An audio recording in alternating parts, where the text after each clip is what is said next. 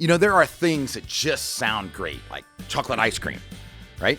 As long as you can get back to the house and get it in the freezer before it melts or eat it, right? There's nothing worse than it being all over your car, all over your seat. And that's kind of what happens when I look at 529 programs that go awry, right? People have the greatest of intentions of taking care of grandkids or their own children, and they put money into a plan, and then they realize, oops, I can't get it out. We're going to talk about 529s and some other things to consider on Consider This Program today. Well, good morning and welcome back to Consider This Program. I'm your host, Joe Clark. And I'm Aaron Rheaume. Our Director of Financial Planning, Mr. Rheaume. Happy to have you along with us. And folks, for those of you that are taking the time to listen to this today, you should be proud of yourselves. Nobody may be patting you on the back, but the idea that you're taking the time to learn more about your money or your finances, good for you. And I will tell you that a 529 plan doesn't apply to everyone. But you do need to understand what they are. So, Aaron, go ahead and tell us what a 529 plan is. 529 plan is an education account to where you can put money in for qualified needs. Used to be for college needs. Now you can use those the K through 12. And you get here in the state of Indiana, you get a credit based on an amount that you contribute. And we can talk about that here in a minute. But it's a way for those dollars to grow tax deferred and tax-free as long as you are using those for educational purposes. So let's start there. So what Aaron broke down is the College Choice Program from the state of Indiana. So 529 is a federal code, right? So Vanguard's got one, TD Ameritrade's got one, I'm sure Fidelity's got one. The one where you get that credit that Aaron was talking about comes from the state of Indiana. Yes. And you can put up to $5,000 a year, which gets you a 20% credit, gets you $1,000 off your state taxes. Now, buyer beware, right? First thing to understand is if you don't pay the state of Indiana $1,000, the credit didn't do you any good. Correct. Right? So you got to pay attention to what you're actually paying inside of taxes. We've got people who have a lot of money but don't have a lot of recognizable income. So let me ask you this just so we can expound upon that just a little bit. So if I owed the state of Indiana $400 in tax and I made a $5,000 contribution, I get a 20% credit, which is that $1,000. In this situation, I would only be able to use $400 and I lose $600. Correct. It's gone. Okay. You still have the $5,000 in the account, but you only get a $400 credit on your tax return because that's all you owe the state. And that's what most people do not understand when they're making those decisions. Right. We see it happen many more times than you would like to believe. The second thing is, with the Indiana College Choice, they are some of the easiest people to ever deal with. I got into a discussion with a CPA. Just for the record, I was right; they were wrong. But I had to call, and so somebody answers the phone, and it's just you call the 800 number. Somebody answers the phone, and I said, "Here's what I believe to be true," and he said, "Well, sir, that's on page 67," and he turned it into the little manual, and it's kind of like these people are good. Never pay a broker to put money in the Indiana College Choice plan. Do not work with anybody that's charging the commission. This is just the simplest, easiest people to deal with. Even as registered investment advisors, fiduciaries, we can't put the money in there for you without them paying us a commission. We don't sell anything. We don't want the commission. We'll help you do it on your own if need be. But I'm telling you, this is simple stuff. And it's really, really user-friendly. Yeah. At least the state of Indiana's is. You go to the website, you set the account up, and it walks you through the process. The investment selection's not that difficult, and so not that great either. No, much better than it used to be. But if you do have questions, we will help you through that. Yeah, that's part of our gig. So when does a 529 really go awry? When do bad things happen? When it's not used for educational purposes. So I've got 3 daughters. I've got a 529 plan set up, one of them, and let's say my oldest gets a scholarship and school's paid for, and I've got tens of thousands of dollars in the plan. On a side note, we're going to come back. Remember, all tax policy is social policy, right? Can't in Indiana, but federally, you can actually use up to $10,000 out of a 529 to pay off student debt. Right? Yes. Not true in Indiana. Doesn't work. Don't do it. Right? Typically, Indiana matches what the feds do, but that's another thing. Yes. Right. So go back here. My first question before we get to the fact that you've got too much money in the plan is why do you only have one when you have 3 daughters? Why wouldn't we make it even? I want simplification. Simplification is lets you sleep, ladies and Yes. gentlemen.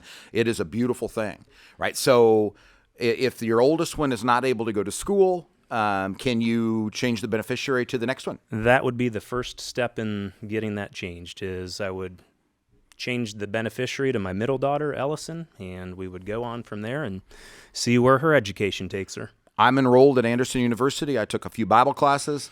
And if I had money left in my 529, one of those things that I would do is use it to go on a class to Israel. Right. So you can make you the beneficiary. You're the owner, but you can make you the beneficiary, your spouse the beneficiary, your kids the beneficiary, nieces and nephews if you need to beneficiaries, grandkids beneficiaries.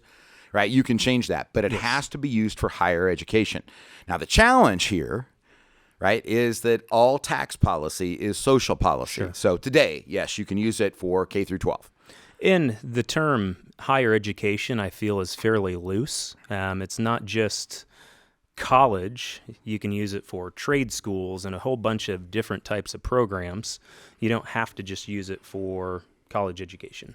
So there are alternatives. If you don't have a child that wants to go the traditional college route and wants to be an electrician, and they go to a trade school, that does cover some of that cost. Which I'm an advocate of, by the way. If you look at return on investment and how much would you pay to have a plumber when things aren't plumbing properly at home, right? And there is a shortage. So, Very much so. Do not push, in my opinion, don't push people away from that. That is a very, very viable thing. But you have to remember all tax policy, social policy. So I'm going to give you a cautionary tale, and then I'm going to give you a solution. So the second or third person that I ever saw when I started my career was a single mom, right? And she was investing in a 403B that if you have a 401k, you work for a for-profit. A 403B is not for profit. Nurses, teachers, preachers, those kind of things, right? So she's putting money in her 403B. It's a lot more money than I think she should be putting in. I asked the question, why are you putting so much money in? And she showed me the picture of her son up on the mantle. And she was a single mom, and that's what she was doing for college education. It's 1988. And I got to look at her, and it didn't go well. I got to look at her and explain to her that the tax code changed in 86, right? And that what she was doing would no longer work. She would have to pay a 10% federal penalty plus full taxation, even though that wasn't the program that she signed up for. So what I need you to take away is that sometimes you get bad advice. I mean, that does happen. There are people out there that really probably shouldn't be doing what they're doing. I mean, this is big stuff, and it's not easy. And I would not recommend you go Google it. Remember, Google's data sensitive, not date sensitive, and so a lot of the stuff that you read is outdated. But you want to work with somebody who is qualified, who has the credentials to be able to say this is the way that it ought to be. But even in that, most of the stuff is not you can just check it off, right? I mean, things change, right? If somebody asked me 4 years ago if you could use a 529 to pay off student debt, the answer is no, right? Well, now the answer is yes. Could you use a 529 to be able to pay for Liberty Christian, where my daughters went to school? And the answer was no. Well, now the answer is yes, right? So, you just have to understand it is a moving target. You've got to have part of your discipline, part of your process is, one, how do you make the right decision today? And two, how do you keep the right decision in play as things change and as they migrate? Now, I'm going to tell you something that I think is genius, and I didn't come up with it. The benefit of me working with some of the people that I work with is there are a lot of smarter people before me that came. So I had I never got to meet him. He passed away, high up in the food chain at Purdue. Take care of the mom, take care of all the kids. But they wanted to make sure that all of their kids were able to go to Purdue, and that they wanted to have a trust that instead of a 529, they didn't have them when this was established. And I wouldn't put more than the $5,000 in the 529. Honestly, I really, really wouldn't. Right? Anything above that, I would do something like this. But they've got a family trust that when the youngest grandchild turns 25, if the money is not all gone, it's divided equally among all of them. Right? So it's not going to be a phenomenal sum of money. So I'm okay. I typically don't like people getting a lot of money at 25, but that's another story, another discussion. Along the way, the family has a committee. So if somebody wants to go to Wabash, which one of them did, they get equal to Purdue tuition. And if they get a scholarship, then they can use a scholarship to go to Wabash, or they can pay the extra.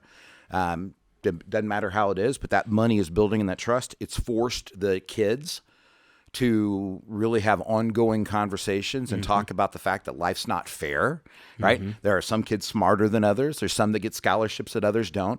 Income of the kids is not the same, right? One was high up at a corporate American job and one wasn't, right? So, life's not fair, but it forced everybody to communicate on the same page for the same endeavor to be able to get to the same place. And I like charitable programs that are like that. I've seen one of those, or two of those set up. And I like this education part that's set up where you've got ongoing communication with their family. Sure. Right. So anything you want to add? The last thing to really talk about is, what happens if there is too much money inside of the 529, and if you can't pass it on or change a beneficiary, there are some ramifications there. You do pay a 10% penalty on any earnings plus income tax. So anything over and above your basis, which is your contribution amount, there would be penalty on if you can't use that or do anything different with the 529 plan. And the education is so broadly defined. When I was teaching at Purdue, I took girls to Italy, to a cooking school to understand the difference in economics of how it worked, in Italy versus here.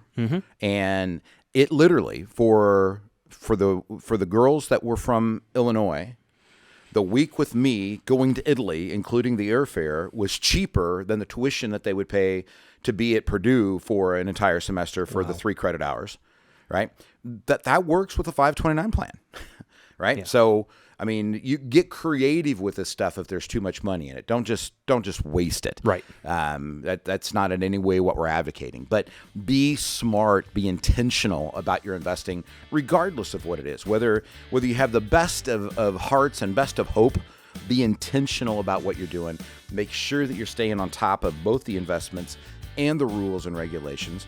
And at the end of the day, let's keep it simple. If you want to do it on your own, that's your business.